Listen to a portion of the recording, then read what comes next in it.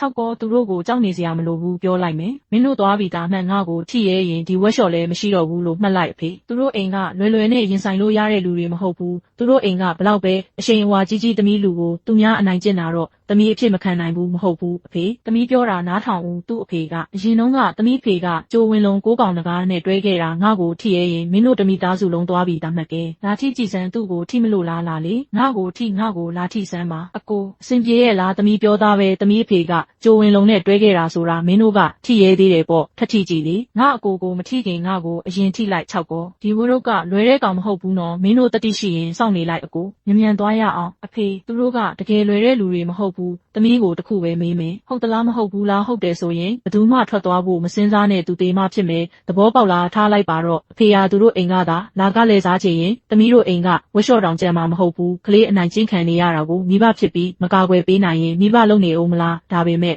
အဖေပြောတာနားထောင်စမ်းငါတို့ပြဿနာမရှာဘူးဒါပေမဲ့ပြဿနာလာရင်လည်းမကြောက်ဘူးအဖေနဲ့အမေကတသက်လုံးရိုးရိုးသားသားနေလာကြတာဆိုတော့ကြိုဝင်လုံးရဲ့နာမည်ကြီးမှုကိုမသိကြဘူးထင်တယ်ချမ်းညက်မင်းကတော့အဖေနဲ့အမေကိုဒုက္ခလာကြီးပေးပြီးမင်းတို့စောင့်နေလိုက်ငါအခုပဲလူသွားခေါ်မယ်မင်းတို့တယောက်မှပြေးလို့မလွတ်စေရဘူးချမ်းညက်မင်းကစားတော်လို့အယမ်းမာနာကြီးနေတာမဟုတ်လားဥတူတူဟန်ဆောင်ရတာဝါသနာပါတာမဟုတ်လားငါပြောလိုက်မယ်ဒီနေ့မင်းတို့အိမ်သွားပြီးမင်းတက္ကသိုလ်အောင်သွားပေမဲ့တက္ကသိုလ်တက်ရမယ့်ကံမပါဘူးသမီးအဖေနဲ့အမေနဲ့မဆိုင်ဘူးလှုပ်ချင်တာရှိရင်သမီးကိုပဲလှုပ်မင်းကဘာကောင်းမို့လို့လဲမင်းတို့တမိသားစုလုံးပြဿနာတက်စေရမယ်အကိုမြန်သွားလူသွားခေါ်ရအောင်ငါလည်းသွားချင်တာပေါ့ဒါပေမဲ့ဒီကားကဘာလို့မရွေ့တာလဲငါကားကိုဖျက်ဆီးလိုက်တာလားမင်းတို့သွားလို့မရတော့ဘူးငါအကိုကြီးကပြောတယ်ငါအတွက်ခြံထားခဲ့ပါတဲ့ဖရားကြီးဒီဝရုတ်ကလူမဟုတ်ရဲ့လားမင်းလူမဟုတ်ရဲ့လားငါကိုထိရဲရင်ငါအဖေကမင်းတို့ကိုအလွတ်ပေးမှာမဟုတ်ဘူးပါလေငါကကောမင်းတို့ကိုအလွတ်ပေးမယ်ထင်နေတာလားမင်းတို့သေတွင်းတူးနေတာပဲကောင်းကောင်းကြည့်ထားကြစမ်းနင်းနေ